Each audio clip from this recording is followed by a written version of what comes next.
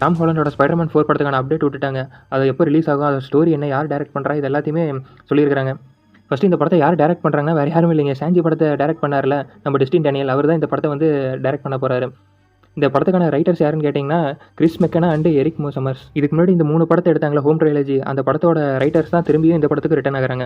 சாஞ்சி படத்தோட director டெஸ்டின் Daniel இருக்கார்ல, அவர் வந்து சாஞ்சி 2 அவர் தான் டைரக்ட் பண்ணிட்டு இருக்காரு. அது மட்டும் இல்லாமல் லைவ் ஆக்ஷன் நருட்டோ அதையும் அவர் தான் டைரக்ட் பண்ணுறாரு. இப்போ ஸ்பைடர்மேன் 4 இவர்கிட்ட தான் கொடுத்துருக்காரு டைரக்ட் பண்ண சொல்லி. நெக்ஸ்ட் இந்த ஸ்டோரி எதை பேஸ் பண்ணி போகும்னா ஒரு மல்டிவர்சலில் ஒரு ஸ்ட்ரீட் லெவல் கிரவுண்டடாக தான் இருக்கும் அப்படின்ற மாதிரி சொல்லியிருக்காங்க. அதுவும் இந்த படம் எப்போ வரும்னு கேட்டிங்கன்னா டூம்ஸ்டேக்கும் சீக்ரெட் வார்ஸுக்கும் இடையில மேபி 2026 இல்லைனா 27. எப்படியும் டூம்ஸ்டே படத்தில் நம்ம டாக்டர் டூம் வந்து மொத்த 2 பிளானட்டையும் ஒன்றா சேர்த்து இன்கர்ஷன் ஈவன் நடந்து பேட்டில் வேர்ல்டாக கண்டிப்பாக உருவாக்கிடுவார். ஸோ அதுக்கப்புறம் ஸ்பைடர்மேன் வந்து அந்த பேட்டில் வேர்ல்டில் என்ன பண்ணுறாரு அப்படின்ற மாதிரி கூட ஸ்டோரி போகலாம். நெக்ஸ்ட் சீக்ரெட் வார்ஸ் படத்தில் வந்து உல்வெரி நம்ம லோகன் ஹியூ ஜாக்மேன் இருக்காருல்ல, அவரையும் ஃபஸ்ட்டு ஸ்பைடர்மேன் டோபி மேக்கர் ஸ்பைடர்மேனையும் 2 பேரையும் ஒரு இன்ட்ராக்ட் பண்ணுற மாதிரி ஒரு சீன் அமைக்கலாம் அப்படின்ற மாதிரி